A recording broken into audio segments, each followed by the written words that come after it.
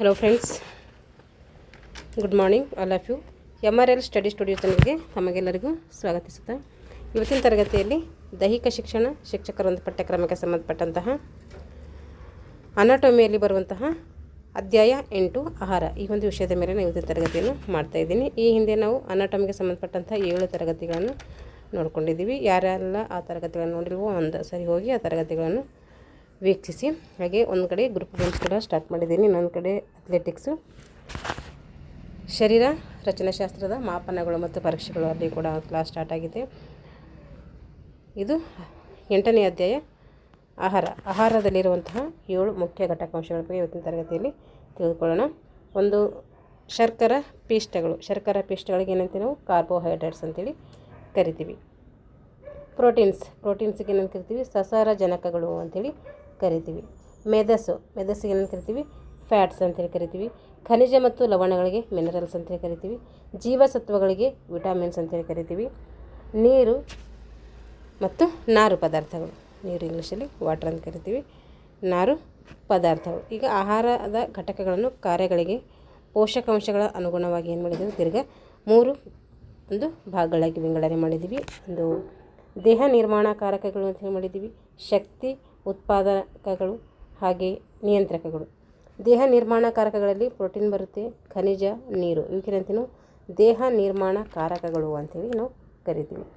ಶಕ್ತಿ ಉತ್ಪಾದಕಗಳು ಯಾವಂದರೆ carbohydrates, ಮೆದಸ್ಸು, ಇವು ಅತಿ ಹೆಚ್ಚು ಫ್ಯಾಟನ್ನು ಒದಗಿಸ್ತವೆ. ಹಾಗಾಗಿ ಇವಕ್ಕೇನಂತೀವಿ ಶಕ್ತಿ ಉತ್ಪಾದಕಗಳು ಅಂಥೇಳಿ ಕರಿತೀವಿ.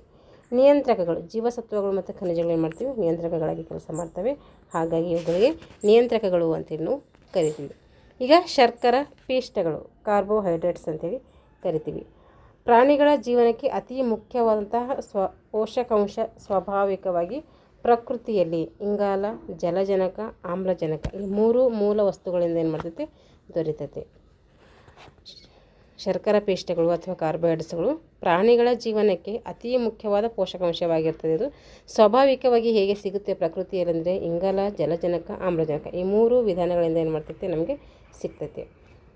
ನಮ್ಮ ಶರೀರಕ್ಕೆ ಶೇಕಡ 70% ಮತ್ತು 80% ಶಕ್ತಿಯ ಭಾಗ ಈ ಗ್ಲೂಕೋಸ್ನಿಂದ ಏನಾಗ್ತೈತೆ ಸಿಗ್ತೈತೆ. ಗ್ಲೂಕೋಸ್ ಸೂತ್ರ ಕೊಟ್ಟಿದ್ದಾರೆ, ಅವರಲ್ಲಿ ಸೂತ್ರ ಕೇಳ್ತಾರೆ C2H2O6. 1 ಗ್ರಾಮ್ ಪಿಷ್ಟವು ಎಷ್ಟು ಕ್ಯಾಲರಿ ಹೊಂದಿದೆ ಅಂದರೆ 4.1 ಕ್ಯಾಲರಿ ಹೊಂದಿದೆ. ಅಂದರೆ 17.7 ಕಿಲೋ ಜೋಲ್ಸ್ ಏನಾಗಿದೆ ಇದು ಹೊಂದಿದೆ. ಶಕ್ತಿಯನ್ನು ಉತ್ಪಾದಿಸುತ್ತದೆ. ಇದು ವಯಸ್ಕರಿಗೆ ಪ್ರತಿದಿನ ಪಿಷ್ಟ ಮತ್ತು ಸಕ್ಕರೆ ರೂಪದಲ್ಲಿ 300 ಗ್ರಾಂ ಶರ್ಕರ ಪಿಷ್ಟದ ಅವಶ್ಯಕತೆಯಲ್ಲಿ ಕಂಡುಬರ್ತದೆ. ಶರ್ಕರ ಪಿಷ್ಟಗಳಲ್ಲಿ 3 ವಿಧಗಳನ್ನು ನೋಡ್ತೀವಿ. ಮೊನೊಸ್ಯಾಕರೈಡ್ಗಳು ಇವು ನೀರಿನಲ್ಲಿ ಕರಗ್ತವೆ. ಮೊನೊಸ್ಯಾಕರೈಡ್ಗಳು ಏನು ಮಾಡ್ತವೆ ನೀರಿನಲ್ಲಿ ಕರಗ್ತವೆ. ಒಂದೇ ಶರ್ಕರ ಅಂಶ ಹೊಂದಿರ್ತೈತೆ, ಹಾಗಾಗಿ ಇವಕ್ಕೆ ಮೊನೊಸ್ಯಾಕರೈಡ್ಗಳು ಅಂತ ಕರಿತೀವಿ. ಸರಳ ಶರ್ಕರ ಪದಾರ್ಥಗಳಾಗಿದ್ದು ಸಿಹಿಯಾಗಿದ್ದು ನೀರಿನಲ್ಲಿ ಕರಗ್ತವೆ. ಸರಳ ಶರ್ಕರ ಪದಾರ್ಥಗಳಾಗಿದ್ದು ಸಿಹಿಯಾಗಿದ್ದು ನೀರಿನಲ್ಲಿ ಏನು ಮಾಡ್ತವೆ ಕರಗ್ತವೆ.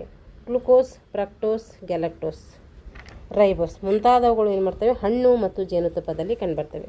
ಗ್ಲುಕೋಸ್, ಫ್ರಕ್ಟೋಸ್, ಗ್ಯಾಲಕ್ಟೋಸ್, ರೈಬೋಸ್ ಎಲ್ಲಿ ಕಂಡುಬರ್ತವೆ ಅಂತ ಕೇಳಿದ್ರೆ ಹಣ್ಣು ಮತ್ತು ಜೇನುತುಪ್ಪದಲ್ಲಿ ಕಂಡುಬರ್ತವೆ. ಆಲಿಗೋಸೆಕರೈಡ್ಗಳು ಇವುಗಳಲ್ಲಿ ಶರ್ಕರಾಂಶಗಳ ಸಂಖ್ಯೆ ಎಷ್ಟಿರ್ತದೆ ಅಂದರೆ 2ರಿಂದ 4ಕ್ಕೆ ಮಾತ್ರ ಸೀಮಿತಗೊಂಡಿದೆ. ಮೊನೊಸ್ಯಾಕರೈಡ್ಗಳಲ್ಲಿ 1 ಇರ್ತೈತೆ, ಇದರಲ್ಲಿ ಎಷ್ಟಿದ್ದಾವೆ ಅಂದರೆ 2ರಿಂದ 4. ಇವನು ಕೂಡ ಸಿಹಿಯಾಗಿರ್ತವೆ, ನೀರಿನಲ್ಲಿ ಕರಗ್ತವೆ, ಅವನು ಕೂಡ ನೀರಿನಲ್ಲಿ ಕರಗ್ತಾ ಇದ್ದವು. 2 ಶರ್ಕರಾಂಶಗಳಿರುವುದರಿಂದ ಇದಕ್ಕೇಂತೀವಿ ಡೈಸ್ಯಾಕರೈಡ್ಗಳು ಅಂತೇಳಿ ಕರಿತೀವಿ. ನೋಡಿರಿ, ಉದಾಹರಣೆ ಹೇಳ್ಬೇಕಾದ್ರೆ ಸುಕ್ರೋಸ್ ಸಕ್ಕರೆ, ಇದರಲ್ಲಿ 1 ಅಣು ಗ್ಲುಕೋಸ್ ಇರ್ತೈತೆ, 1 ಅಣು ಫ್ರಕ್ಟೋಸ್ ಇರ್ತೈತೆ. 2 ಶರ್ಕರಾಂಶಗಳಿರೋದರಿಂದ ಇದಕ್ಕೇಂತೀವಿ ಡೈಸ್ಯಾಕರೈಡ್ಗಳಂತ ಹೇಳಿ ಕರಿತೀವಿ. ಇದು ಕಬ್ಬು ಮತ್ತು ಬೀಟ್ ಗೆಡ್ಡೆಯಲ್ಲಿ ದೊರೀತೈತೆ. ಕಬ್ಬು ಮತ್ತು ಬೀಟ್ ಗೆಡ್ಡೆಯಲ್ಲಿ ಏನಿರ್ತೈತೆ ಇದು ಯಾವುದು ಅಲಿಗೋಸೆಕರೈಡ್ ಸಿಗ್ತೈತೆ. ಮೆಲ್ಟೋಸ್ ಗ್ಲೂಕೋಸ್ ಮತ್ತು ಗ್ಲೂಕೋಸ್ ಸೇರಿ ಏನಾಗ್ತೈತೆ ಮೋಲ್ಟೋಸ್ ಆಗ್ತೈತೆ. ಗ್ಲೂಕೋಸ್ ಪ್ಲಸ್ ಗ್ಲೂಕೋಸ್ ಸೇರಿಸಿ ಮೋಲ್ಟಸ್ ಆಗ್ತೈತೆ. ಧಾನ್ಯಗಳ ಹಿಟ್ಟಿನಲ್ಲಿ ಏನು ಧಾನ್ಯ ಕಾಳುಗಳು ಇರ್ತಾವಲ್ಲ ಆ ಒಂದು ಕಾಳುಗಳ ಹಿಟ್ಟಿನಲ್ಲಿ ಮೊಳೆತ ಏನಾಗಿರ್ತೈತೆ ಧಾನ್ಯಗಳಲ್ಲಿ ಇರ್ತವೆ. ಲ್ಯಾಕ್ಟೋಸ್ ಒಂದು ಸಣ್ಣ ಗ್ಲುಕೋಸ್ ಮತ್ತು ಒಂದು ಅಣು ಗ್ಯಾಲಕ್ಟೋಸ್ ಇರ್ತೈತೆ. ಇಲ್ಲಿ ಒಂದು ಸಣ್ಣ ಅಣು ಇರ್ತೈತೆ, ಹಾಗೆ ಒಂದು ಸಣ್ಣ ಅಣು ಗ್ಲೂಕೋಸ್, ಒಂದು ಸಣ್ಣ ಗ್ಯಾಲಕ್ಟೋಸ್ ಇದರಲ್ಲಿ ಕಂಡುಬರ್ತದೆ. ಇದರಲ್ಲಿ ಲ್ಯಾಕ್ಟೋಸಲ್ಲಿ ಇದು ಪ್ರಾಣಿಜನ್ಯವಾಗಿದೆ. ಸಸ್ಯಜನ್ಯ ಅಲ್ಲ. ಪ್ರಾಣಿಜನ್ಯ ಅಂದರೆ ಪ್ರಾಣಿಗಳ ಉತ್ಪನ್ನ ಅಂತ ಅರ್ಥ. ಪಾಲಿಸ್ಯಾಕರೈಡ್ಗಳು ಇವು ರುಚಿಯಾಗಿರುವುದಿಲ್ಲ. ಪಾಲಿಸ್ಯಾಕರೈಡ್ಗಳು ಏನಾಗಿರೋದಿಲ್ಲ, ರುಚಿಯಾಗಿರೋದಿಲ್ಲ ಮತ್ತು ನೀರಿನಲ್ಲಿ ಕರಗೋದಿಲ್ಲ. ಇವು ಮೊನೋಸ್ಯಾಕರೈಡ್ಗಳಿಂದ ಏನಾಗಿರುತ್ತೆ, ಮಾಡಲ್ಪಟ್ಟಿರುವ ಬಹು ಸಂಕೀರ್ಣ ಪದಾರ್ಥಗಳಾಗಿರ್ತವೆ ಇವು. ಸೆಲ್ಯುಲೋಸ್, ಗ್ಲೈಕೋಜನ್, ಸೆಲ್ಯುಲೋಸ್ ಗಿಡಗಳ ನೋಡಿರಿ, ಇದು ಉದಾಹರಣೆ ಯಾವುದಾದ್ರೂ ಪಾಲಿಸ್ಯಾಕರೈಡ್ಗಳಿಗೆ ಸೆಲ್ಯುಲೋಸ್ ಮತ್ತು ಗ್ಲೈಕೋಜನ್. ಹಾಗಾದರೆ ಸೆಲ್ಯುಲೋಸ್ ಅಂದ್ರೇನು, ಗಿಡಗಳ ಕಾಂಡ ಮತ್ತು ಬೊಡ್ಡೆಗಳಲ್ಲಿ ಏನಾಗ್ತೈತೆ, ಈ ಪಾಲಿಸ್ಯಾಕರೈಡ್ಗಳಲ್ಲಿ ಸೆಲ್ಯುಲೋಸ್ ಕಂಡುಬರ್ತೈತಿ. ಈಗ ಗ್ಲೈಕೋಜನ್ ನೋಡಿರಿ, ಇದು ಪ್ರಾಣಿಜನ್ಯ ಪಿಷ್ಟವಾಗಿದ್ದು, ಗ್ಲೈಕೋಜನ್ ಕೂಡ ಪ್ರಾಣಿಜನ್ಯ ಪಿಷ್ಟವಾಗಿದ್ದು ಸ್ನಾಯು ಮತ್ತು ಯಕೃತ್ತುಗಳಲ್ಲಿ ಕಂಡುಬರ್ತೈತಿ. ಶರ್ಕರ ಪಿಷ್ಟಗಳು ಶರೀರಕ್ಕೆ ಬೇಕಾದಂತಹ ಬಹುಭಾಗ ಶಕ್ತಿಯನ್ನು ಈ ಒಂದು ಗ್ಲೈಕೋಜನ್ನಿಂದ ಸಿಗ್ತೈತೆ. ಶರೀರಕ್ಕೆ ಉಷ್ಣತೆ ಮತ್ತು ಉತ್ಸಾಹವನ್ನು ಕೂಡ ಇದೇನು ಮಾಡ್ತೈತೆ, ಗ್ಲೈಕೋಜನ್ ಕೊಡ್ತೈತೆ. ಪ್ರೋಟೀನ್ ಇವು ಬಹಳ ಮುಖ್ಯವಾದಂತಹ ಸಾವಯವ ಗುಂಪಾಗಿರ್ತದೆ. ಇದು ಇಲ್ಲಿ ಇಂಗಾಲ, ಜಲಜನಕ, ಆಮ್ಲಜನಕಗಳಲ್ಲದೆ ಸಾರಜನಕ, ಗಂಧಕ ಮತ್ತು ರಂಜಕ ಮುಂತಾದ ಮೂಲ ವಸ್ತುಗಳಲ್ಲಿ ಸೇರಿಕೊಂಡು ಅಮೈನೋ ಆಮ್ಲಗಳೆಂಬ ಪದಾರ್ಥಗಳಾಗಿ ಅವೆಲ್ಲ ಏನಾಗಿದ್ದಾವೆ, ಪ್ರೋಟೀನ್ಗಳಾಗಿ ಉತ್ಪತ್ತಿಯಾಗ್ತವೆ. ಇವು ಬಹಳ ಮುಖ್ಯವಾದಂಥ ಸಾವಯವ ವಸ್ತುಗಳ ಗುಂಪಾಗಿರ್ತೈತಿ. ಇಲ್ಲಿ ಇಂಗಾಲ ಇರ್ತೈತಿ, ಜಲಜನಕ ಇರ್ತೈತಿ, ಆಮ್ಲಜನಕಗಳಲ್ಲದೆ ಏನಾಗಿರ್ತೈತಿ, ಸಾರಜನಕ, ಗಂಧಕ ಮತ್ತು ರಂಜಕ ಮುಂತಾದ ಮೂಲ ವಸ್ತುಗಳು ಸೇರಿಕೊಂಡು ಅಮೈನೋ ಆಮ್ಲಗಳೆಂಬ ಪದಾರ್ಥಗಳಾಗಿ ಏನಾಗಿದೆ, ಅವೆಲ್ಲ ಪ್ರೋಟೀನ್ಗಳಾಗಿ ಉತ್ಪತ್ತಿ ಆಗ್ತವೆ. ಸಂಯೋಜನೆಗಳಿಗೆ ಅನುಗುಣವಾಗಿ ಎರಡು ಗುಂಪುಗಳನ್ನು ನಾವು ಇದರಲ್ಲಿ ಪ್ರೋಟೀನಲ್ಲಿ ಮಾಡ್ತೀವಿ. ನೋಡಿರಿ, ಪ್ರೋಟೀನಲ್ಲಿ ಮುಖ್ಯವಾಗಿ ನಾವು ಎರಡು ಭಾಗಗಳನ್ನು ನೋಡ್ತೀವಿ. ಒಂದು ಸರಳ ಪ್ರೋಟೀನ್, ಇನ್ನೊಂದು ಸಂಯೋಜಿತ ಪ್ರೋಟೀನ್ಗಳು. ಸರಳ ಪ್ರೋಟೀನ್ ಅಂತಂದರೆ ಏನಂದರೆ ಅಮೈನೋ ಆಮ್ಲಗಳಿಂದ ಮಾತ್ರ ಮಾಡಲ್ಪಟ್ಟಿರ್ತವೆ. ಅಮೈನೋ ಆಮ್ಲಗಳಿಂದ ಮಾಡಲ್ಪಟ್ಟಂತಹ ಒಂದು ವಸ್ತುಗಳು ಏನಂತೀವಿ, ಸರಳ ಪ್ರೋಟೀನ್ ಅಂತೇಳಿ ಕರಿತೀವಿ. ಉದಾಹರಣೆಗೆ ಮೊಟ್ಟೆಗಳ ಅಲ್ಬುಮಿನ್, ಧಾನ್ಯಗಳಲ್ಲಿರುವಂತಹ ಗ್ಲೂಟಲಿನ್ ಮತ್ತು ಬೀಜಗಳಲ್ಲಿರುವಂತಹ ಗ್ಯಾಬ್ಯುಲಿನ್ ಇವು ಏನಾಗಿರ್ತವೆ, ಸರಳ ಪ್ರೋಟೀನ್ಗೆ ಉದಾಹರಣೆ. ಮೊಟ್ಟೆಗಳಲ್ಲಿ ಏನಿರ್ತೈತೆ, ಅಲ್ಬ್ಯೂಮಿನ್ ಇರ್ತೈತೆ. ಧಾನ್ಯಗಳ ಹೊಟ್ಟಿನಲ್ಲಿ ಇರ್ತೈತೆ, ಧಾನ್ಯಗಳಲ್ಲಿ ಗ್ಲೂಟಲಿನ್ ಇರ್ತೈತೆ. ಬೀಜಗಳಲ್ಲಿ ಏನಿರ್ತೈತೆ, ಗ್ಯಾಬ್ಯುಲಿನ್ ಇರ್ತೈತೆ. ಈಗ ಸಂಯೋಗಿತ ಪ್ರೋಟೀನ್ಗಳು ಅಥವಾ ಸಂಯುಕ್ತ ಪ್ರೋಟೀನ್ಗಳು ಇವು ಅಮೈನೋ ಆಮ್ಲ ಮತ್ತು ಪ್ಲಾಸ್ಟೆಟಿಕ್ ಗುಂಪುಗಳನ್ನು ಇವು ಹೊಂದಿರ್ತವೆ. ಇವು ಯಾವ ಉದಾಹರಣೆ ಅಂತಂದರೆ ಗ್ಲೈಕೋಪ್ರೋಟೀನ್, ಲಿಪೋಪ್ರೋಟೀನ್, ಕ್ರೋಮೋಪ್ರೋಟೀನ್ ಇವೇನಂತೀವಿ ಸಂಯೋಗಿತ ಪ್ರೋಟೀನ್ಗಳು ಅಥವಾ ಸಂಯುಕ್ತ ಪ್ರೋಟೀನ್ಗಳು ಅಂತೇಳಿ ಕರಿತೀವಿ. ಪ್ರೋಟೀನ್ಗಳನ್ನು ಸಸ್ಯ ಮತ್ತು ಪ್ರಾಣಿ ಮೂಲಗಳಿಂದ ನಾವು ಪಡಿಬೋದು.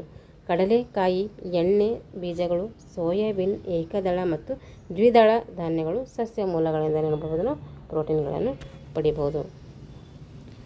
ಪ್ರಾಣಿಜನ್ಯ ಪ್ರೋಟೀನ್ ಯಾವುದಾದ್ರು ಪ್ರಾಣಿಜನ್ಯ ಪ್ರಾಣಿಗಳನ್ನು ನೋಡಿರಿ, ಮೊಟ್ಟೆ, ಹಾಲು, ಮಾಂಸ, ಮೀನು ಇಲ್ಲೆಲ್ಲ ಏನಾಗ್ತದೆ, ಪ್ರಾಣಿಜನ್ಯ ಅಂದರೆ ಪ್ರಾಣಿಗಳಿಂದ ತಿನ್ನುವಂಥ ಆಹಾರಕ್ಕೆ ನಾವು ಪ್ರಾಣಿಜನ್ಯ ಅಂಥೇಳಿ ಕರಿತೀವಿ.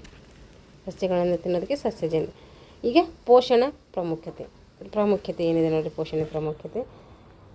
ಶರ್ಕರ ಪಿಷ್ಟ ಮತ್ತು ಮೆದಸುಗಳಿಂದ ಶಕ್ತಿಯನ್ನು ದೇಹಕ್ಕೆ ಏನಾಗ್ತದೆ, ಬೇಕಾಗುವಷ್ಟು ಪೂರೈಕೆ ಆಗದಿದ್ದರೆ ದೇಹ ಏನಾಗ್ತದೆ, ಪ್ರೋಟೀನ್ಗಳಿಂದ ಶಕ್ತಿಯನ್ನು ಪಡಿತೈತೆ. ಶರ್ಕರ ಪಿಷ್ಟ ಮತ್ತು ಮೆದಸುಗಳಿಂದ ಶಕ್ತಿಯನ್ನು ದೇಹಕ್ಕೆ ಬೇಕಾಗುವಷ್ಟು ಏನಾದರೂ ಪೂರೈಕೆ ಆಗಲಿಲ್ಲ ಅಂದರೆ ದೇಹ ಅವಾಗ ಏನು ಮಾಡ್ತದೆ ಅಂದರೆ ಪ್ರೋಟೀನ್ಗಳಿಂದ ಶಕ್ತಿಯನ್ನು ಪಡೆದುಕೊಳ್ತೈತಿ.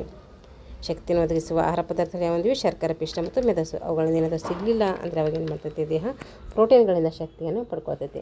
ದೇಹದಲ್ಲಿ ಪ್ರತಿ ವಿಷಯ ವಸ್ತುಗಳಾಗಿ ಕಾರ್ಯನಿರ್ವಹಿಸ್ತೈತೆ.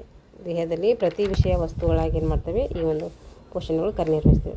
ಶರೀರದಲ್ಲಿಯ ಅಂಗಾಂಗಗಳ ನಿರ್ಮಾಣ ಕಾರ್ಯ, ಹಾನಿಗೊಳಗಾದ ಅಂಗಗಳನ್ನು ಪುನಃ ಸ್ಥಾಪಿಸುವುದು, ಜೀವರಾಸಾಯನಿಕ ಕ್ರಿಯೆಗಳಿಗೆ ವೇಗವರ್ಧಕ ಮತ್ತು ನಿಯಂತ್ರಕಗಳಿಗೆ ಕೆಲಸವನ್ನು ಇವು ಮಾಡ್ತವೆ. ಇವಾಗ ನ್ಯೂನತೆಗಳು. ಸಾಕಷ್ಟು ಪ್ರೋಟೀನ್ ಇಲ್ಲದ ಆಹಾರ ಸೇವನೆ ಮಾಡುವುದರಿಂದ ಮಕ್ಕಳಲ್ಲಿ ಏನಾಗ್ತೈತೆ, ಕ್ವಾಶಿಯರ್ಕರ್ ಪೇಷಣ ಮರನ್ಮಸ್ ಎಂಬ ರೋಗ ಬರ್ತೈತೆ. ಅಂದರೆ ಮಕ್ಕಳಲ್ಲಿ ಏನಾಗಿರ್ತೈತೆ, ಪ್ರೋಟೀನ್ ಕೊರತೆ ಆತಂದರೆ ಅವಾಗ ಏನು ರೋಗ ಬರ್ತೈತೆ ಮಕ್ಕಳಿಗೆ ಅಂದರೆ ಕ್ವಾಶಿಯರ್ಕರ್ ಪೇಷಣ ಮರನ್ಮಸ್ ಎಂಬ ರೋಗ ಬರ್ತೈತೆ. ಇವುಗಳ ಕೊರತೆಯಿಂದ ಅಂಗಾಂಶಗಳ ನಡುವೆ ಏನಾಗ್ತೈತೆ, ನೀರು ಸೇರಿಕೊಂಡು ಎಡೆಮ್ ಎಂಬಂತಹ ರೋಗ ಬರ್ತೈತೆ. ಈಗ ಮೂರನೇದು ಯಾವುದಂದರೆ ಮೆದಸ್ಸು. ಒಂದನೇದು ಯಾವ್ದು ನೋಡಿದ್ವಿ, ಕಾರ್ಬೋಹೈಡ್ರೇಟ್ಸು. ಎರಡನೇದು ಪ್ರೋಟೀನು. ಮೂರನೇದು ಮೆದಸ್ಸು. ಅದಕ್ಕೆ ಇಂಗ್ಲೀಷಲ್ಲಿ ಫ್ಯಾಟ್ ಅಂತೇಳಿ ಕರಿತೀವಿ. ಲಿಪಿಡ್ಸ್ ಅಂತ ಕೂಡ ಕರಿತೀವಿ. ಆಹಾರದಲ್ಲಿ 25ರಿಂದ 30ರಷ್ಟು ಇದು ಇರ್ತೈತಿ, ಇರಬೇಕು ಕೂಡ. ಇವು ಇಂಗಾಲದ, ಜಲಜನಕ ಮತ್ತು ಆಮ್ಲಜನಕಗಳಿಂದ ಜೈವಿಕ ಬೃಹತ್ ಅಣುವಾಗಿರ್ತೈತಿ. ಮೆದಸಿನಿಂದ ಶಕ್ತಿಯನ್ನು ನಮ್ಮ ದೇಹದಲ್ಲಿ ಸಂಗ್ರಹಿಸಿಟ್ಕೊಳ್ಬೋದು. ಅದು ಬಹುಕಾಲದವರೆಗೆ ಏನು ಮಾಡ್ತದೆ, ನಮಗೆ ಕೆಲಸವನ್ನು ಮಾಡಲಿಕ್ಕೆ ಸಹಾಯಕ ಆಗ್ತದೆ. ಆದ್ದರಿಂದ ಇದನ್ನೇಳ್ತೀವಿ, ಶಕ್ತಿಯ ಸಾಂದ್ರೀಕೃತ ಆಕಾರಗಳು ಅಥವಾ ಶಕ್ತಿ ಮೀಸಲು ವಸ್ತುಗಳು ಅಂತೇಳಿ ನಾವೇನು ಮಾಡ್ತೀವಿ, ಇವಕ್ಕೆ ಕರಿತೀವಿ. ಇದಕ್ಕೆ ಮೆದಸಿಗೆ. ಇವು ನೀರಿನಲ್ಲಿ ಕರಗೋದಿಲ್ಲ. ಮೆದಸು ಫ್ಯಾಟ್ ಏನಾಗೋದಿಲ್ಲ, ನೀರಿನಲ್ಲಿ ಕರಗಲ್ಲ ಇದು. ಆದರೆ ಕಾರ್ಬನಿಕ್ ದ್ರಾವಕಗಳಾದಂತಹ ಬೆಂಜಿನ್, ಟಾಲ್ಫಿನ್, ಕ್ಲೋರೋಫಾರ್ಮ್ಗಳಲ್ಲಿ ಏನು ಮಾಡ್ತದೆ, ಇದು ಮೆದಸು ಕರಗ್ತದೆ. ಮಾನವನ ದೇಹಕ್ಕೆ ಅನೇಕ ಕೊಬ್ಬಿನ ಆಮ್ಲಗಳು ಅವಶ್ಯವಿದ್ದು ಅವುಗಳಲ್ಲಿ ಕೆಲವೊಂದು ನಮ್ಮ ಶರೀರದ ಒಂದು ಸಂಶ್ಲೇಷಣೆಗೆ ಒಳಗೊಳ್ಳುತ್ತವೆ. ಮಾನವನ ದೇಹಕ್ಕೆ ಅನೇಕ ಕೊಬ್ಬಿನ ಆಮ್ಲಗಳು ಅವಶ್ಯ ಇದ್ದು ಅವುಗಳಲ್ಲಿ ಕೆಲವೊಂದು ನಮ್ಮ ಶರೀರದಲ್ಲಿ ಏನಾಗ್ತದೆ, ಸಂಶ್ಲೇಷಣೆಗೊಳ್ಳುತ್ತವೆ. ಉದಾಹರಣೆಗೆ ಯಾವುದು ಹೇಳಬೇಕಂದ್ರೆ ಗ್ಲೈಸಿನ್. ನಮ್ಮ ಶರೀರ ಉತ್ಪಾದಿಸಲಾಗದ ನಮ್ಮ ದೇಹದಲ್ಲಿ ಇರಬೇಕಾದಂತಹ ಕೊಬ್ಬಿನ ಆಮ್ಲಗಳು ಯಾವುದಂದರೆ ಲಿನೋಲೇಯಿಕ್ ಮತ್ತು ಲಿನೋಲೆನಿಕ್.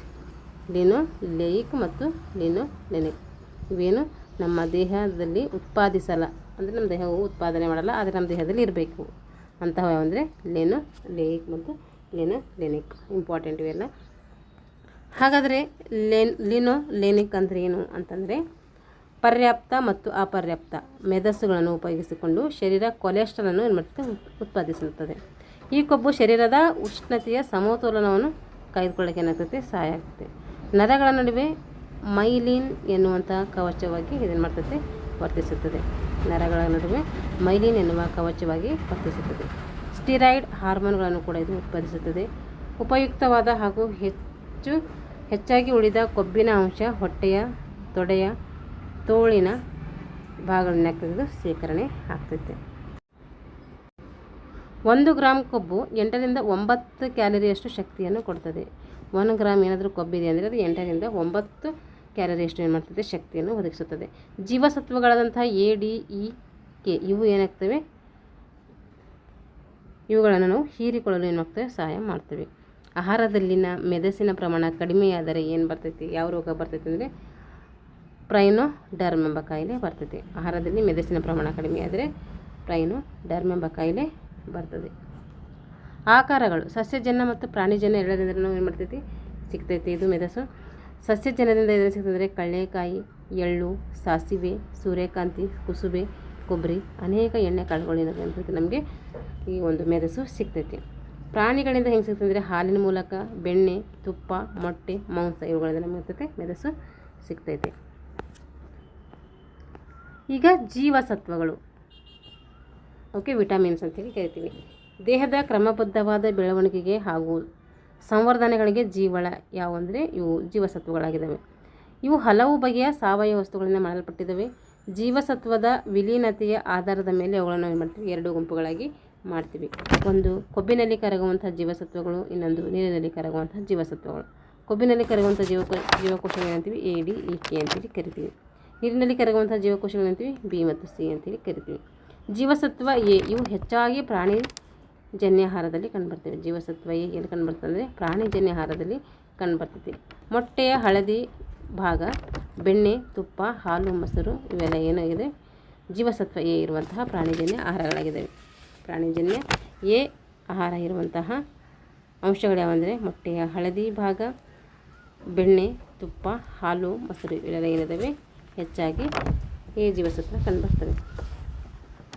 ಪ್ರೋ ಜೀವಸತ್ವ ಕ್ಯಾರೋಟಿನೈಡ್ ಎಂಬ ಪದಾರ್ಥವು ಹಸಿರು ಸೊಪ್ಪಿನ ಪಲ್ಯ ಅಂದರೆ ಪ್ರೋ ಅನ್ನುವಂಥ ಜೀವಸತ್ವ ಎಲ್ಲಿ ಕಂಡುಬರ್ತದೆ ಅಂದರೆ ಪ್ರೋ ಜೀವಸತ್ವ ಕ್ಯಾರೋಟಿನೈಡ್ ಎಂಬ ಪದಾರ್ಥವು ಹಸಿರು ಸೊಪ್ಪಿನ ಪಲ್ಯ, ಗಜ್ಜಲಿ, ಹಣ್ಣುಗಳಲ್ಲಿ ಏನು ಮಾಡ್ತೈತೆ ದೊರೆತೈತೆ. ಗಜ್ಜರಿ ಇರ್ಬೋದು, ನೋಡೋಣ. ಆಹಾರ ನೋಡಲಿ ದೊರೆಯುತ್ತದೆ ಹಾಗೂ ಅದರ ಶರೀರದಲ್ಲಿ ಎ ಜೀವಸತ್ವಗಳಾಗಿ ಏನಾಗ್ತವೆ, ಪರಿವರ್ತನೆಗೊಳ್ಳುತ್ತವೆ.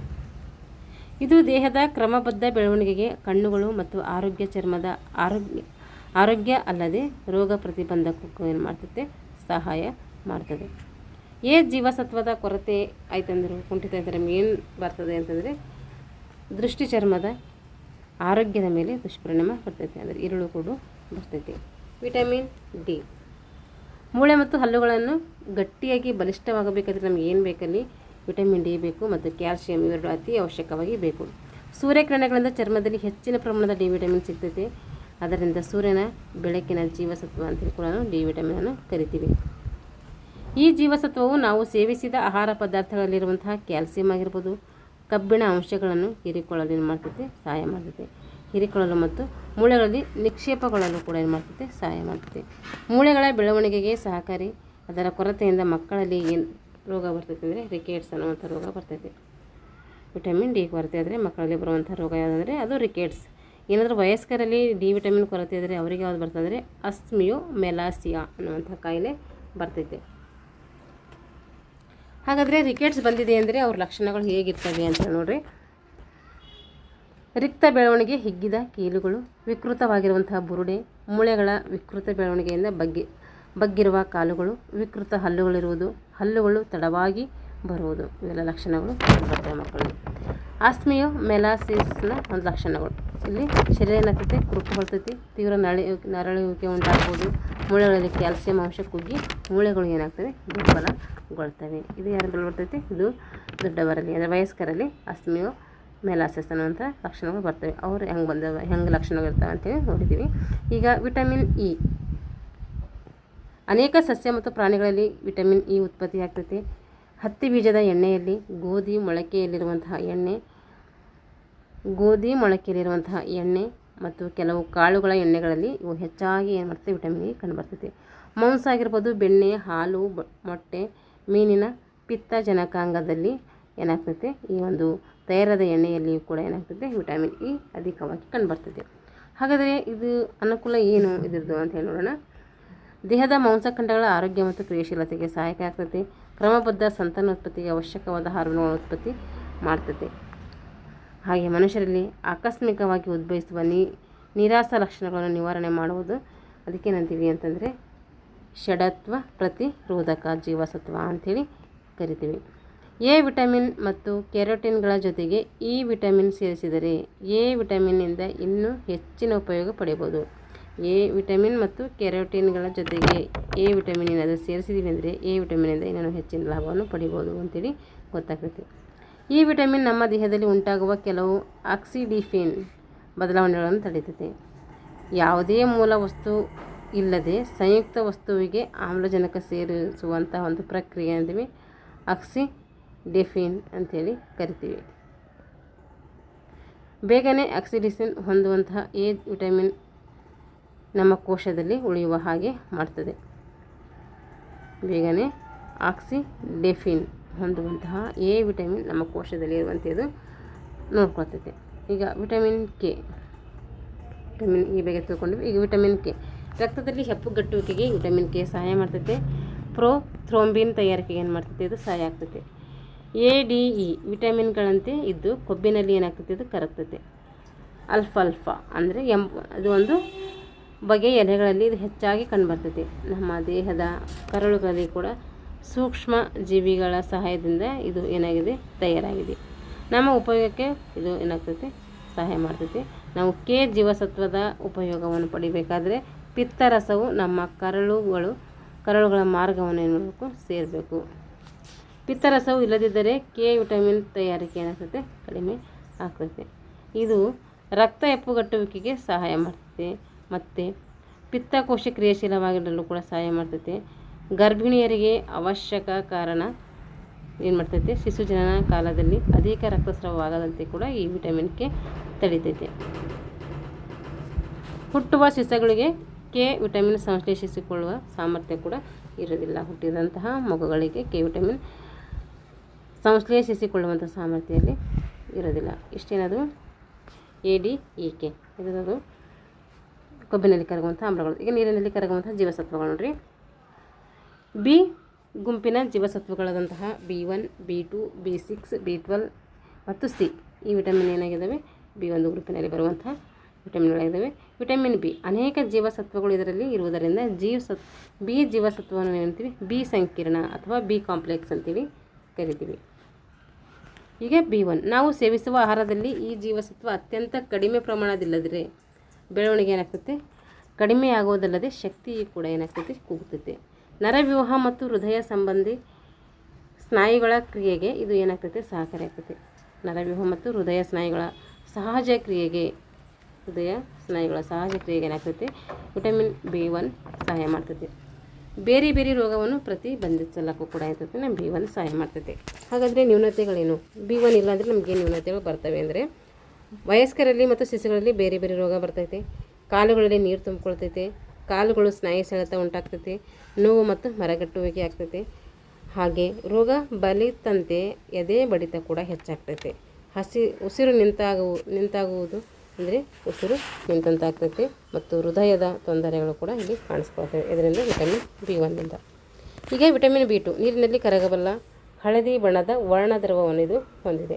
ಹಾಲು ಮತ್ತು ಮೊಸರಲ್ಲಿ ಇದು ಸಮೃದ್ಧವಾಗಿ ಕಂಡುಬರ್ತೈತೆ. ಒಂದು ಸರಿ ನಮ್ಗೆ ಹಾಲು ಮೊಸರು ಏನಾಗ್ತೈತೆ ಹಳದಿ ಕಲರ್ ಕಾಣ್ತದಲ್ಲ, ಹಾಗಾಗಿ ಅಲ್ಲಿ ವಿಟಮಿನ್ B2 ಏನು ಮಾಡ್ತೈತೆ ಹೆಚ್ಚಿಗೆ ಕಂಡುಬರ್ತೈತೆ. ಪಿತ್ತಜನಕಂಗ ಒಣಗಿದ ಈಸ್ಟು, ಮೊಟ್ಟೆಕಾಳು, ಎಣ್ಣೆಕಾಳು ಮತ್ತು ಹಸಿರು ತರಕಾರಿಗಳಲ್ಲಿ ವಿಟಮಿನ್ B2 ಅನ್ನು ನೋಡ್ಬೋದು. ಪೆಲಗ್ರಾ ಎಂಬ ಚರ್ಮ ರೋಗವನ್ನು ನಿವಾರಣೆಗೆ ಏನಾಗ್ತೈತೆ ಇದು ಸಹಾಯ ಮಾಡ್ತೈತೆ. ನಮ್ಮ ಶರೀರದಲ್ಲಿ ಉಂಟಾಗುವ ಅನೇಕ ಆಕ್ಸಿಡಿಫಿನ್ ಬದಲಾವಣೆಗಳಲ್ಲಿ ಇದೇನಾಗ್ತೈತೆ ಸಹಾಯ ಮಾಡ್ತೈತೆ. ಇದರ ಕೊರತೆಯಿಂದ ಕಣ್ಣು, ಚರ್ಮ ಮತ್ತು ನರಗಳ ಆರೋಗ್ಯದ ಮೇಲೆ ಪರಿಣಾಮವನ್ನು ಬೀರ್ತೈತೆ. ಕಣ್ಣು ಸೂರ್ಯನ ಪ್ರಕಾಶಮಾನ ಬೆಳಕನ್ನು ಸಹಿಸಲಾರದಷ್ಟು ಸೂಕ್ಷ್ಮಗ್ರಾಹಿ ಆಗ್ತೈತೆ. ಚರ್ಮ ಬಾಯಿಯ ಮೊಲೆಗಳಲ್ಲಿ, ತುಟಿಯ ಮೇಲೆ, ನಾಲಿಗೆಯ ಮತ್ತು ಮೂಗಿನಲ್ಲಿ ಏನಾಗ್ತೈತೆ ಗಾಯಗಳಾಗ್ತವೆ. ನೋಡಿರಿ, ಪೆಲಗ್ರಾ ಎಂಬ ಚರ್ಮ ರೋಗವ ನಿವಾರಣೆಗೆ ಏನಾಗ್ತೈತೆ ಇದು ಸಹಾಯ ಮಾಡ್ತೈತೆ B2. ನಮ್ಮ ಶರೀರದಲ್ಲಿ ಉಂಟಾಗುವ ಅನೇಕ ಆಕ್ಸಿಡಿಫಿನ್ ಬದಲಾವಣೆಗಳಲ್ಲಿ ಇದು ಸಹಾಯ ಮಾಡ್ತೈತೆ. ಇದರ ಕೊರತೆಯಿಂದ ಕಣ್ಣು, ಚರ್ಮ, ನರಗಳ ರೋಗದ ಮೇಲೆ ಪರಿಣಾಮ ಬೀರ್ತೈತೆ. ಕಣ್ಣು ಸೂರ್ಯನ ಪ್ರಕಾಶಮಾನ ಬೆಳಕನ್ನು ಸಹಿಸಲಾರದಷ್ಟು ಏನಾಗ್ತೈತೆ ಅವಾಗ ಸೂಕ್ಷ್ಮ ಆಗಿರ್ತದೆ, ಕಣ್ಣು ಅಷ್ಟು ಸೂಕ್ಷ್ಮ ಆಗಿರ್ತೈತೆ.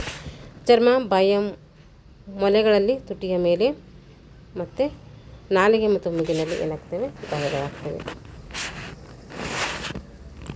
ಈಗ B6 ನೋಡಿ, ನೀರಿನಲ್ಲಿ ಕರಗುವಂಥ ಜೀವಸತ್ವ. ಇದೆಲ್ಲ BCದಲ್ಲಿ ಬರುವಂಥ ಎರಡು ಕೂಡ ಏನಾಗ್ತದೆ ನೀರಿನಲ್ಲಿ ಕರಗ್ತವೆ. ದೇಹದಲ್ಲಿ ಸಹ ಕಿಣ್ವವಾಗಿ ಏನು ಮಾಡ್ತದೆ B6 ಕೆಲಸ ಮಾಡ್ತೈತೆ. ಕೋಳಿ ಮೊಟ್ಟೆ, ಹಳದಿ ಭಾಗ, ಮಾಂಸ, ಮೀನು, ಹಾಲು, ಕೆಲವು ಧಾನ್ಯಗಳಲ್ಲಿ ಕೋಸು, ಈಸ್ಟು ಇವೆಲ್ಲ ಏನಾಗ್ತದೆ ತರಕಾರಿಗಳಲ್ಲಿ ಈ ಒಂದು ವಿಟಮಿನ್ B6 ಕಂಡುಬರ್ತೈತೆ. ಇದು ನಮ್ಮ ದೇಹದಲ್ಲಿ ಅಸಂತೃಪ್ತಿ ಆಮ್ಲಗಳನ್ನು, ಅಮೈನೋ ಆಮ್ಲಗಳನ್ನು ನಮಗೆ ಏನು ಮಾಡ್ತದೆ ಉಪಯೋಗವಾಗುವ ಒಂದು ರೀತಿಯಲ್ಲಿ ಏನಾಗ್ತದೆ ಪರಿವರ್ತಿಸ್ತದೆ. ನಮ್ಮ ರಕ್ತದಲ್ಲಿ ಹಿಮೋಗ್ಲೋಬಿನಿನ ಪ್ರಮಾಣವು ಕಡಿಮೆಯಾದಾಗ ಇದರ ಅವಶ್ಯಕತೆ ಏನಾಗ್ತದೆ ನಮಗೆ ಹೆಚ್ಚಾಗಿ ಬೇಕಾಗ್ತದೆ. ನರವ್ಯೂಹ ಶಿಶುಗಳ ಬೆಳವಣಿಗೆ ಕೂಡ ಹೆಚ್ಚಾಗ್ತೈತೆ ವಿಟಮಿನ್ B6 ಇಂದ. ನರವ್ಯೂಹ ಮತ್ತು ರಕ್ತದ ಸಹಜ ಕ್ರಿಯಾಶೀಲತೆಗೆ ಕೂಡ B6 ಏನಾಗ್ತೈತೆ ಹೆಲ್ಪ್ ಆಗ್ತೈತೆ. ಅನೇಕ ಹಾರ್ಮೋನ್ಗಳ ಚಟುವಟಿಕೆಗಳ ಮೇಲೆ ಕೂಡ ಇದೇನು ಮಾಡ್ತೈತೆ ಪ್ರಭಾವ ಬೀರ್ತೈತೆ. ಕುಂಠಿತ ಬೆಳವಣಿಗೆ ಮತ್ತು ಚರ್ಮದ ಒಂದು ಅನಾರೋಗ್ಯಕ್ಕೆ ಏನು ಮಾಡ್ತಾರೆ ಈ ಒಂದು B6 ಅನ್ನು ಬಳಸ್ಕೋತಾರೆ. ನರವ್ಯೂಹದ ಮೇಲೆ ಪರಿಣಾಮಕಾರಿ ಅನೈಚ್ಛಿಕ ಸೆಳವು ಮತ್ತು ಒದರು ಅಂದರೆ ಪಿಟ್ಸ್ ಉಂಟಾಗ್ಬೋದು. ನರವ್ಯೂಹದ ಮೇಲೆ ಪರಿಣಾಮಕಾರಿ ಅನೈಚ್ಛಿಕ ಒಂದು ಸೆಳವು ಮತ್ತು ಒದರು ಏನಾಗ್ತದೆ ಉಂಟಾಗ್ತದೆ ವಿಟಮಿನ್ B6. ಈಗ ವಿಟಮಿನ್ B12 ಇದರಲ್ಲಿ ಕೊಬಾಲ್ಟ್ ಎಂಬ ಮೂಲ ವಸ್ತುಗಳಿರುವುದರಿಂದ ಕೆಂಪು ಬಣ್ಣದಾಗಿರ್ತವೆ. ರಕ್ತಹೀನತೆಯ ರೋಗವನ್ನು ಕೂಡ ಏನು ಮಾಡ್ತೇವೆ ನಿವಾರಣೆ ಮಾಡ್ತವೆ.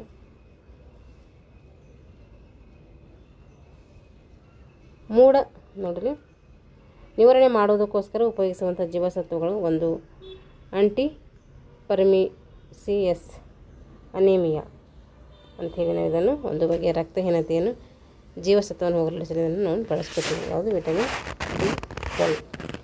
ಈ ವಿಟಮಿನ್ ನೀರು, ಅಸಿಟೋನ್ ಮತ್ತು ಮದ್ಯಸಾರಗಳಲ್ಲಿ ಬೇಗನೆ ಏನಾಗ್ತದೆ ಕರಗುತ್ತದೆ.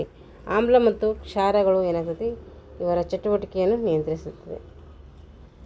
ಇದು ಗ್ಯಾಸ್ಟ್ರಿಕ್ ರಸದಲ್ಲಿರುವಂತಹ ಒಂದು ವಸ್ತುವಿನ ಸಹಾಯವಿಲ್ಲದೆ ಏನು ಮಾಡ್ತೈತೆ ಆಮ್ಲವು ತಯಾರಾಗುತ್ತೆ. ಇದು ನ್ಯೂಕ್ಲಿಯಿಕ್ ಆಮ್ಲಗಳು ಮತ್ತು ನ್ಯೂಕ್ಲಿಯೋ ಪ್ರೋಟೀನ್ಗಳ ಸಂಯೋಜನೆಗಳಲ್ಲಿ ಏನಾಗ್ತದೆ ವಿಶೇಷ ಪಾತ್ರ ವಹಿಸ್ತದೆ. ಕೆಂಪು ರಕ್ತ ಕಣಗಳು ಪುಷ್ಟಿಗೊಳ್ಳುವುದರಲ್ಲಿ ಉಪಯೋಗಿಸಿದರೆ ಅದನ್ನು ಏನಂತೀವಿ ನಾವು, ಇದನ್ನು ಆ್ಯಂಟಿ ಎನಿಮಿಯಾ ಫ್ಯಾಕ್ಟರ್ ಅಂತೇಳಿ ಕರಿತೀವಿ. ಯಾವುದು? ಬೀಟ್ರೂಟನ್ನು ಆ್ಯಂಟಿ ಎನಿಮಿಯಾ ಫ್ಯಾಕ್ಟರ್ ಅಂತೇಳಿ ಕರಿತೀವಿ. ಇದು ನಮ್ಮ ಪಿತ್ತ ಜನಕಾಂಗದಲ್ಲಿ ಹಾಲು, ಮಾಂಸ, ಮೊಟ್ಟೆಗಳ, ಮೀನುಗಳಲ್ಲಿ ಇರ್ತೈತಿ. ಯಾವುದು? Vitamin B12. ಇದು ಕೆಂಪು ರಕ್ತ ಕಣಗಳ ಬೆಳವಣಿಗೆ ಮತ್ತು ವಿಕಾಸವನ್ನು ಕೂಡ ಉತ್ತೇಜನ ಮಾಡ್ತೈತಿ. ಮೂಳೆ ಮಜ್ಜೆ ಚಟುವಟಿಕೆಯನ್ನು ಕೂಡ ಏನು ಮಾಡ್ತೈತಿ? ಪ್ರಚೋದನೆ ಮಾಡ್ತೈತಿ. ಇದರ ಕೊರತೆಯಿಂದ ರಕ್ತದ ಕೆಂಪು ಕಣಗಳ ಸಂಖ್ಯೆ ಏನಾಗ್ತೈತಿ? ಕಡಿಮೆ ಆಗ್ತೈತಿ. ರಕ್ತಹೀನತೆ ಉಂಟಾಗ್ತೈತಿ. ನಾಲಿಗೆ ಊದಿಕೊಂಡು ಕಣ್ಣುಗಳು ಏನಾಗ್ತವೆ? ಕಣ್ಣುಗಳಲ್ಲಿ ಹುಣ್ಣುಗಳನ್ನು ಕಾಣಿಸ್ತವೆ. ಕೈ ಮತ್ತು ಕಾಲು ಬೆರಳುಗಳು ಕೂಡ ಏನು ಮಾಡ್ತವೆ? ಅಂದರೆ ಜುಮ್ ಅಂತ ಹಿಡಿತವೆ, ಜುಮ್ ಹಿಡಿತವೆ. ಕೈ ಮತ್ತು ಕಾಲುಗಳು ಜುಮ್ ಹಿಡಿತವೆ ಅಂತ ಅರ್ಥ. ವಿಟಮಿನ್ ಸಿ ನೀರಿನಲ್ಲಿ ಕರಗುವ ಮತ್ತು ರಚನೆಯಲ್ಲಿ ಗ್ಲುಕೋಸನ್ನು ಹೋಲುವ ಜೀವಸತ್ವವಾಗಿದೆ. ಇದರ ಪ್ರಬಲ ಅಪಕರ್ಷಣಕಾರಿ. ಇದು ಬೇಗನೆ ಏನಾಗ್ತದೆ? ಆಕ್ಸಿಡೇಷನ್ ಹೊಂದುತ್ತದೆ. ನಮ್ಮ ಶರೀರದಲ್ಲಿ ಅನೇಕ ಕಾಯಿಲೆಗಳನ್ನು ಏನು ಮಾಡಿದ್ದಾವೆ? ಇದನ್ನು ಅವಲಂಬಿಸಿರ್ತವೆ. ಹಸಿರು ಎಲೆ ತರಕಾರಿಗಳಲ್ಲಿ ಈ ಜೀವಸತ್ವ ಏನಾಗಿರ್ತೈತಿ? ಹೆಚ್ಚಾಗಿರ್ತೈತಿ. ಹಾಗಾಗಿ ಹಸಿರು ತರಕಾರಿಗಳನ್ನು ತಿನ್ನಬೇಕು. ಧಾನ್ಯಗಳು, ಹಾಲು, ಹಾಲಿನ ಉತ್ಪನ್ನಗಳು ಮತ್ತು ಮಾಂಸ, ಟೊಮ್ಯಾಟೊ, ನಿಂಬೆ, ಕಿತ್ತಳೆ ಈ ಒಂದು ಜೀವಸತ್ವಗಳಲ್ಲಿ ಏನಾಗ್ತೈತಿ ಅಂದರೆ ಈ ಒಂದು ಪದಾರ್ಥಗಳಲ್ಲಿ ಆಲೂಗಡ್ಡೆ ಆಗಿರ್ಬೋದು, ನೆಲ್ಲೆಕಾಯಿ, ಬಟಾಣಿ ಮುಂತಾದವುಗಳಲ್ಲಿ ಏನಾಗ್ತೈತಿ? ಸಿ ವಿಟಮಿನ್ ಸಿಗ್ತೈತಿ. ಸ್ಥಾನದಿಂದ ಉತ್ಪತ್ತಿಯಾಗುವ ಹಾಲಿನಲ್ಲಿಯೂ ಕೂಡ ಈ ವಿಟಮಿನ್ ಸಿ ಇರ್ತೈತೆ. ನೋಡಿರಿ, ವಿಟಮಿನ್ ಸಿ ಇದೆ ಅಂತಂದ್ರೆ ನಮ್ಗೆ ಗೊತ್ತೇ ಆಗೋದಿಲ್ಲ, ಅದ್ರ ವಿಟಮಿನ್ ಸಿ ಇದೆ ನೋಡಿರಿ. ಪಾಸ್ಪರೇಷನ್ ಇದರ ವಿಧಾನದಿಂದ ಶುದ್ಧಿ ಮಾಡಲು ಏನಾಗ್ತೈತಿ? ಹಾಲಿನಲ್ಲಿ ಇರುವುದಿಲ್ಲ. ಪಾಸ್ಪರೇಷನ್ ವಿಧಾನದಿಂದ ಶುದ್ಧಿ ಮಾಡಿದ ಹಾಲಿನಲ್ಲಿ ಯಾವುದಿರಲ್ಲ ಅಂತಂದರೆ ಈ ಒಂದು ಜೀವಸತ್ವ ಸಿ ಇರೋದಿಲ್ಲ. ಹಾಗಾದರೆ ಇದರ ಪ್ರಯೋಜನಗಳೇನು ಅಂತೇಳಿ ನೋಡಿರಿ. ಕ್ಯಾಲ್ಸಿಯಂ ಮತ್ತು ಕಬ್ಬಿಣ ಹೀರಿಕೊಳ್ಳಲು ಏನಾಗ್ತೈತೆ? ಸಹಾಯ ಮಾಡ್ತೈತೆ. ಕೊಲಾಜೆನ್ ತಯಾರಿಕೆಯಲ್ಲಿ ಏನಾಗ್ತೈತೆ? ಇದು ಆರೋಗ್ಯಕರ ಹಲ್ಲುಗಳನ್ನು ಹೊಂದಲು ಕೂಡ ಏನಾಗ್ತೈತೆ? ಸಹಾಯ ಆಗ್ತೈತೆ. ಒಸಡುಗಳು ಮತ್ತು ಕೀಲುಗಳು ಏನಾಗ್ತೈತಿ? ಅತಿ ಅವಶ್ಯಕವಾಗಿ ಬೇಕಾಗ್ತದೆ. ಅದು ವಿಟಮಿನ್ ಸಿ. ನೆಗಡಿ ಮತ್ತು ಕೆಮ್ಮನ್ನು ನಿರೋಧಿಸುವ ಶಕ್ತಿಯನ್ನು ಕೂಡ ವಿಟಮಿನ್ ಸಿ ಒದಗಿಸ್ತೈತೆ. ವಿಟಮಿನ್ ಕೊರತೆಯಿಂದ ಏನು ಬರ್ತೈತೆ ಅಂದರೆ ಸ್ಕರ್ವಿ ರೋಗ ಬರ್ತೈತೆ. ಇದರ ಕೊರತೆಯಿಂದ ಯಾವ ರೋಗ ಬರ್ತೈತೆ? ಸ್ಕರ್ವಿ ರೋಗ ಬರ್ತೈತೆ. ಸ್ಕರ್ವಿ ಕಾಯಿಲೆ ಲಕ್ಷಣಗಳನ್ನು ಒಂದು ಮೃದು ಮತ್ತು ರಕ್ತ ಸುರಿಯುವ ವಸ್ತುಗಳಲ್ಲಿ ಕಂಡುಬರ್ತೈತೆ. ಎರಡನೇದು ರಕ್ತ ಸುರಿಸುವ ಅಂಗಗಳು ಮತ್ತು ಸಾಮಾನ್ಯ ದುರ್ಬಲತೆ. ಊದಿದ ಕೀಲುಗಳಲ್ಲಿ ಏನಾಗ್ತೈತೆ? ವಿಟಮಿನ್ ಸಿ ಕೊರತೆಯಾದರೆ ಇವೆಲ್ಲ ರೋಗಗಳನ್ನು ಬರ್ತವೆ. ಈ ಒಂದು ರೋಗದ ಲಕ್ಷಣಗಳಾಗಿರ್ತವೆ. ಎಲ್ಲ ಕಾಯಿಲೆಗಳು ಬಂದಿದ್ದೇವೆ ಅಂದರೆ ಅದು ವಿಟಮಿನ್ ಸಿ ಕೊರತೆ ಇದೆ ಅಂತ ಅರ್ಥ. ಇಷ್ಟೇನೈತೆ ಆಹಾರದಲ್ಲಿ ಬರುವಂಥ ಕಾರ್ಬೋಹೈಡ್ರೇಟ್ಸು, ಪ್ರೋಟೀನ್ಸು, ಮೆದಸ್ಸು ಮತ್ತು ಖನಿಜಗಳೆಲ್ಲ ವಿಟಮಿನ್ಸ್ಗಳು ಇಷ್ಟರ ಬಗ್ಗೆ ನಾವು ತಿಳ್ಕೊಂಡಿವಿ. ಮುಂದಿನ ತರಗತಿಯಲ್ಲಿ ಖನಿಜಗಳು ಮತ್ತು ಮುಂದೆ ಬರುವಂಥ ವಾಟರ್ ಆಗಿರ್ಬೋದು, ನಾರು ಪದಾರ್ಥಗಳಾಗಿರ್ಬೋದು ಇದರ ಬಗ್ಗೆ ಸಂಕ್ಷಿಪ್ತವಾಗಿ ತಿಳ್ಕೊಳ್ಳೋಣ. ಯಾಕೆಂದರೆ ವಿಡಿಯೋ ಇದರಲ್ಲೇ ಮಾಡ್ತಾ ಹೋದರೆ ಲೆಂದಿ ಆಗ್ತೈತೆ. ಇನ್ನೊಂದು ಪಾರ್ಟ್ 2 ಆಗಿದ್ದನ್ನು ನಾನು ಮಾಡ್ತೀನಿ. ಯಾರೆಲ್ಲ ದೈಹಿಕ ಶಿಕ್ಷಣ ಶಿಕ್ಷಕರನ್ನು ನೇಮಕಾತಿಗೆ ಪ್ರಿಪ್ರೇಷನ್ ಮಾಡ್ತಾಯಿದ್ರೆ ಈ ತರಗತಿಗಳನ್ನು ಬಳಸ್ಕೊಳ್ಳಿ ಅಂತ ಹೇಳ್ತಾ ಇಲ್ಲಿಗೆ ಈ ತರಗತಿಯನ್ನು ಮುಗಿಸ್ತಾ ಇದ್ದೀನಿ. ಎಲ್ಲರಿಗೂ ಧನ್ಯವಾದಗಳು.